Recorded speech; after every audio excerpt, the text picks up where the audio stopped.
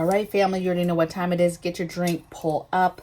Let's talk about it. So welcome to the channel. Welcome back to the channel. I am very, very thankful that you are here listening to me babble. What I want to talk about today is something that, well, basically some stuff happened this weekend with me and my family. Nothing major. Okay, I'm going to explain what happened. It's not that big of a deal, so don't freak out. I know I kind of amped that all up, but it made me think about situational awareness and how important that is. And if you don't have that, you know, there's a higher chance that you're going to die. People that cannot understand and see what's happening around them on a regular basis. Perfect example is channels that say, keep your head on a swivel, keep your head on a swivel. That's what they're talking about, is continuing to watch and to pay attention to what is happening around you. So much of this country is oblivious in their, right, in their phones, playing a game, ordering stuff on Amazon, on TikTok, so some sort of other social media, right, and watching kitten videos and just oblivious to what is going on. However, don't sleep on that, because on the same note, we are creatures of very, very what's going on, paying attention, nosy, you know, gotta know what's happening, right? And so don't sleep on the fact that, oh, well, they're just oblivious. They're not even paying attention to me, because they could, or you never know what they saw and what they'll remember later. I'm going to give you an example, which is what set me off on this topic. I've talked about this topic before. I've talked about it more on the lines of situational awareness and bringing kids into situational awareness and how do you do that. This is more of, you know, you got to pay attention to what's happening around you and what you're letting people see and all of that stuff. I'm going to give you an example. So hubby, we filled some more water, blue water containers, blue 5-gallon water containers. Had a few, right? Just filled up a few more. And I was like, hey, you know what? I want to get these close inside and closer to the area that's going to be our fallout shelter should be needed, right? I don't want to have to be scrambling, trying to get water from the garage. I need to have a substantial amount in the home, right? So I'm like, okay, so we make some decisions to move some water. Gino, this guy, gets the dolly, loads up 3 water containers, comes through. Okay, the garage is in the back, y'all. We have like 2 side doors. He could have came in, a back door. He goes around the house with the dolly with the 3 things of water to the front door. Mind you, I didn't see him on the first trip, and on the second trip, he brings 3 more through the front, and I peep game. I see it through the window, and I said, I just lost it. Like, are you kidding me? Are you really bringing the water in through the front for the whole world in daylight to see? Like, are you kidding me? I was so livid. I was so upset. I got over it, you guys, and we talked it out. But I just was like, he's like, they not even paying attention. They don't know what this is. And I'm like, yeah, maybe they don't know what it is. Maybe they do know what it is, though. Okay. And now they've seen you bring in 6 things like, oh, what are they doing with that water? Or maybe they don't realize it's water, but later their mind clicks when they need water or they need something. And they're like, oh, I saw that one time they were bringing a lot of water. Wonder why they even keep their water like that. Blah, blah, blah, blah, blah. Right. So upset. I did not like it. And so that's what I mean by your situational awareness and what is going on. Who knows how many people saw him bring in that water through the front door? Who knows? Maybe nobody saw, because again, people are oblivious. But we got a lot of retirees in our neighborhood, right? So there's a lot of, again, something that I've peeped by having situational awareness is a lot of our neighborhood is older, retired folks. Not super retired. Some of them are older, but some of them are our age, retired, right? So there's a lot of people that are home during the day. I've peeped that. And so I make sure that I only let people see what I want them to see, because there's a lot of eyes that are home. This can have a benefit too, because that's eyes watching the neighborhood. People are home to see what is happening through the day. Some neighborhoods are ghost towns during the day because people are at work, people are at school, right? And so there's nothing going on. And so it's very easy for criminals to come in and do stuff even in broad daylight, because there's nobody to catch them, to watch them, to really monitor what's going on. Okay, so that's a good thing that I have realized through situational awareness and understanding my surroundings and what's happening around me. Long story short, another example, stinking cat. I moved the cat food. I don't know. I think in another video I told you guys I had cat food out front, and I was like, I'm going to move it to the back because times are rough. It's hard to find cat food. I was worried about neighbors seeing that, like, I come out every day. We feed the cat. They obviously aren't having any problems finding cat food, blah, blah, blah. I move it to the back. The cat doesn't like it. She's barely eating it. She doesn't like the location. She clearly is upset with me. Long story short, we put it back out front. Do you know my nephew came home last night and there was like 6 neighborhood cats right at the front door eating out of this cat food bowl? Okay. I thought I had to worry about neighbors. No. How about, hello, Tasha? The whole neighborhood knows you got cat food, to include the cats themselves. Okay. So just, needless to say, moved to the back again. But it was one of those things, I had moved it back, and people were like, she's not going to like it back there. And hubby was like, what are you doing? And I'm like, the cat food thing, blah, blah, blah. And he kind of looked at me like I was crazy, because he does look at me like I'm crazy, you guys, sometimes, even though it's me and Mama Bear.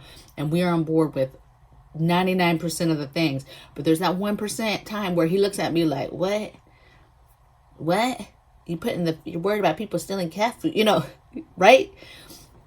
And maybe that's what balances me. That little 1% has to tell me, like, chill out. But just situational awareness and paying attention to your surroundings and what is happening. Okay. Don't let them see it.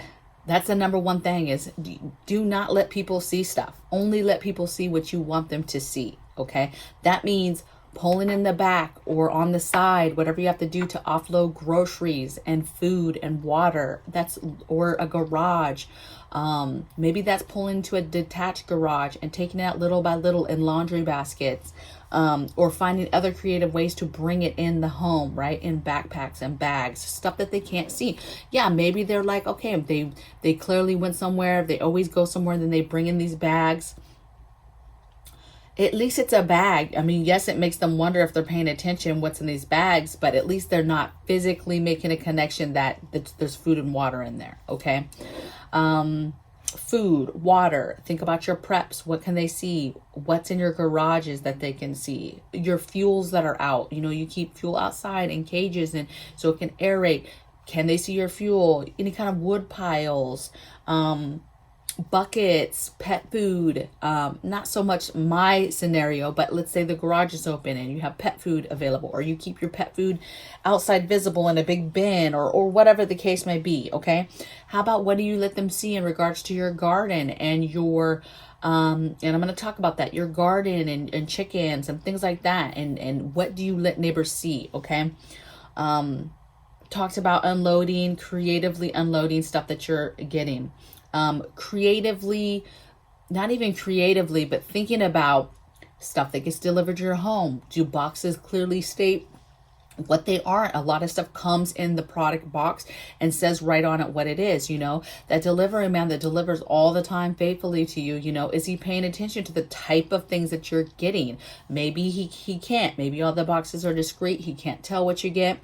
I was concerned when we first got back here. Hey, if we have Amazon coming, are we the only house in the neighborhood getting Amazon? We are not. Okay. So that those trucks come through and they're hitting like every other house every single day. So I personally feel better that I don't have to worry about we're the only house receiving packages, to where everybody and their mother is like, what are they always getting? They're always getting packages from Amazon. Like, what could they possibly be buying? Right. But we're not. Okay. So I peeped game though, because I wanted to know, was I going to be a standout? Were people going to notice that I was the one getting packages all the time? Think about and know their window vantage point. From each neighbor, anytime I place anything in the backyard or anything, I always think of, what can the neighbor see from popping their head over the fence? What can they see from their windows? I go to the fence line, the whole thing. I walk it and I see what neighbors can see what from this side of the fence, from this fence line, this side of the house. What neighbors can see and from what windows. Are people high? They can see the whole yard. Can they not see that much? Is there trees in the way?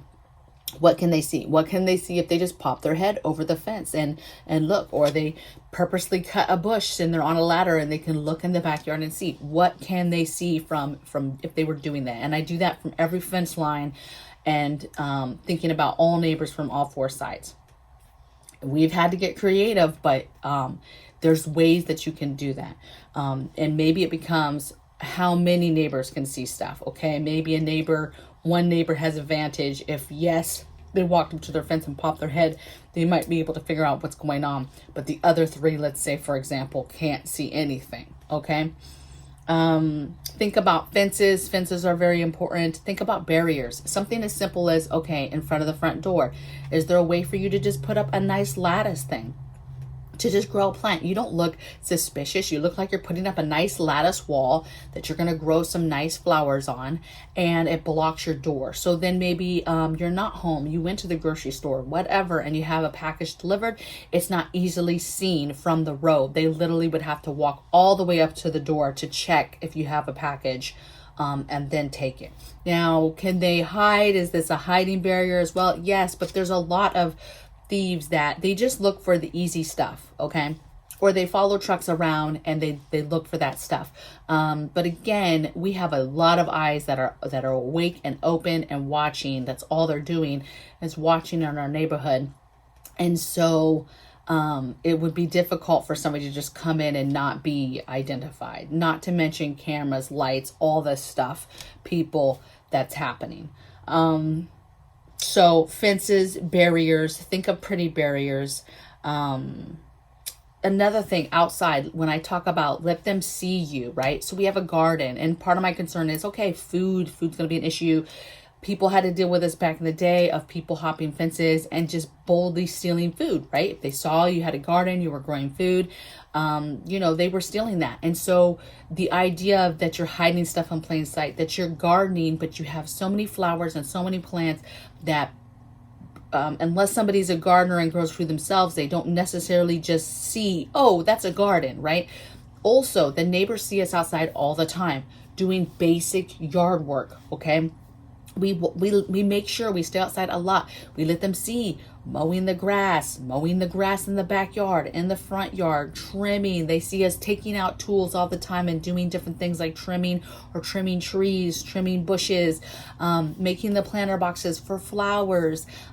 They see us do these things, right? So now they see us outside so much, and they hear us in the backyard so much doing these everyday maintenance things with the house and the landscaping, that now when they see us outside, it's no big deal. It's not like, oh, she's back there growing food.